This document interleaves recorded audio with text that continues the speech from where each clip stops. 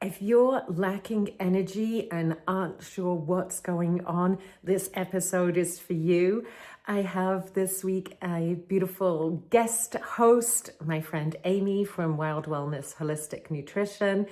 And so stay tuned to hear her tips on how you can eat to get more energy. Redo You, the podcast that teaches you tools and strategies so you can build the confidence to rediscover and reinvent yourself. With me, Emma Hull, your favorite life coach. Each week, I'll introduce a concept that you can implement right away so you can live your most authentic life. Let's get started. You present so well. To the outside world, you've got your shit together. But on the inside, you are so tired. You are surviving on caffeine. You are sleeping poorly, and you would give anything to feel strong, healthy, and confident in your body again. I know because I've been there. I felt terrible for many years while I thought I was taking really great care of myself. I couldn't figure it out. The doctors didn't have answers for me, and I ended up finding my own answers through food. After that, I went back to school, I retrained so that I can help other people find their answers too. I've been in practice for over 5 years now, helping people with their nutrition and fueling their lives so that they can get just the most out of their life and get out there and really live to their best. So today I'm going to be discussing the most common reasons that people struggle with their energy and what you should be doing about it. First, it's really important that you know that this is only for educational purposes. This is not medical advice. And secondly, if you struggle with energy, please do not ignore it. There is a reason that you feel like shit, and if you put it off, it is going to get worse and worse and louder until you pay attention and you do something about it and you fix that root cause that started off why you feel terrible in the first place. So please do not ignore feeling terrible. So there are 3 main reasons that most people have issues with their energy. Very often when your body is starting to lose the ability to compensate to life and everything that we throw at it, fatigue or lack of energy is the very first sign that something's going on inside your system and it's asking for help. So the very first thing that I like to look at with people is how much you're actually eating. You would not expect your car to drive across Canada on a quarter tank of gas. So why are you starving yourself and expecting your body to have energy and keep up with the things that your body is trying to do, that you're asking your body to do? So we look at what you're eating first, but it's not just quantity, it's quality when you're eating it. There's lots of different intricacies to what you're eating. You need to make sure that you're having enough protein, that you're getting enough fiber, that you're not too low on your fats. And carbs are not the enemy, but they can't be the basis of what we're eating. There's a lot of very fine pieces that come into play that are going to work with each individual person and what you're asking your body to be doing. Somebody training for a marathon is going to need a different amount of food than somebody who's at a desk for most of the day. So we need to tailor that very directly to you. But if you're not getting enough, your body can't produce the energy. Not just enough calories, but enough nutrition. Protein is so important, for example, that if you don't get enough throughout the day, in the evening, your body will send out hunger cues, even if you've overmet your calorie goals for the day, just to try and catch up on the nutrition goals that your body needs to repair and keep going with the life that you want it to keep up to. Secondly, once you eat the food, you need to be able to digest the food. Your food just doesn't magically get to your cells so that you can use it. When it goes in your mouth, it needs to be broken down into tiny little usable pieces in your digestive tract and then absorbed into your bloodstream. We've all heard how important our gut health is to our overall well-being, and it is not an overstatement. The vast majority of your immune system lives in your guts. Serotonin is made in your guts, something that we associate with our brain. So our guts are really important, and there's a lot of different things that can very quickly go sideways there. So I could quickly go down a rabbit hole there, but just understand that your gut health is a big part of the puzzle of why you might be tired. If you're not digesting your food properly, your body can't use it as well as it would like to. So we're eating the food, number one. Digesting the food, number two. The third reason that most people have issues with their energy is their cells being able to use the fuel that we're trying to give them.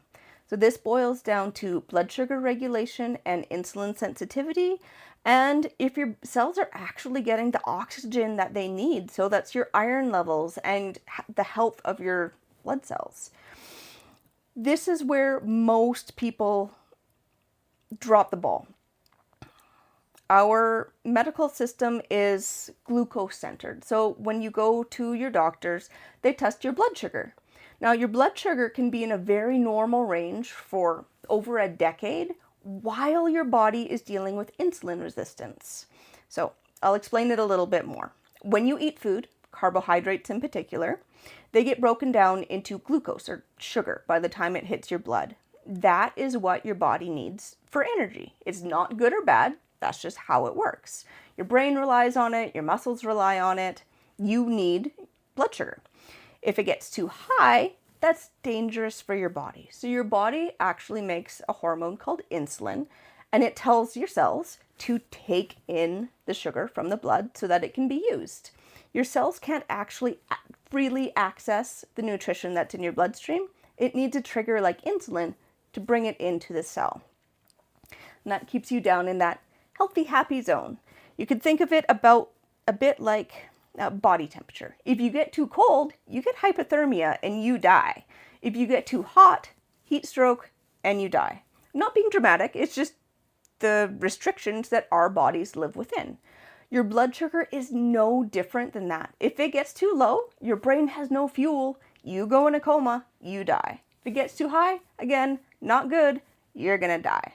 So our bodies have checks and balances to keep the blood sugar in that nice happy zone. So when you eat the carbohydrates, your blood sugar goes up, your body makes insulin, brings your blood sugar back down by triggering your cells to take in that blood sugar to keep it in that nice healthy zone.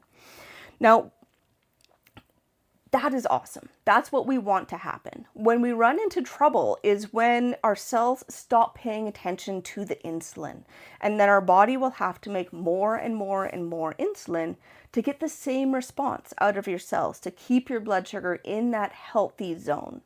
You could think of it like a whiny kid coming into the room. The first time he comes in, you're going to go help the kid right away. You're very sensitive to that kid's needs. But if the kid keeps coming and coming and coming, that whiny kid is going to need to get louder and louder and louder before you're going to give the same response to the child. So it's just like insulin. That child is your insulin trying to get your cells to take up the glucose. So if your cells aren't responding, your insulin will just get higher and higher and higher until your body is able to get it back down in that healthy, safe zone. But when your insulin is up like that, there's a lot of other stresses that are going on in your body. It contributes directly to high blood pressure, poor cholesterol and triglycerides, fatty liver disease, PCOS. There's a massive list of things that are directly contributed to insulin resistance.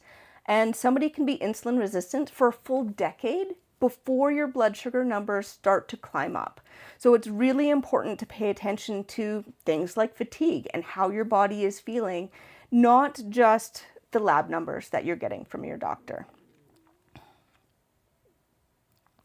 Now, iron is another key part of having your cells work really well. Your blood needs to have the proper amount of oxygen in it for your cell to use the blood sugar that it wants to use to make energy for you. It needs oxygen to be a part of that. If your gut health isn't great, if your insulin sensitivity isn't good, chances are your iron levels are not going to be where they need to be because it's not very easy to digest. So things have to be working really well to keep your iron levels optimal. Your body needs iron to build your red blood cells in a way that they can carry that oxygen to your cells to do their jobs really well. So you can see how every little piece is really connected. You can't have something going wrong in one part of your body that's not impacting your whole body. I know there's a lot to take in all at once, but it boils down to you have to eat the food, you have to digest the food, and then your cells have to be able to use it. So that means access to the blood sugar, being insulin sensitive, and having adequate oxygen being delivered to them. Now, I know it's a lot to take on, but the first thing I would recommend doing is just record your life for a few days. People are really, really bad at actually guessing where they're doing. We think we're doing way better or way worse than we actually are. And if you just write down everything you're eating and doing for a couple days, it can give you a really clear view of something that you can change right away. Maybe you thought you were drinking enough water and you really aren't. Maybe you thought you were eating well, but actually a lot of crap just snuck into your diet that you minimized because you thought you were eating well most of the time. So step one, take a look of where you actually are before you make big judgments and big jumps in your system.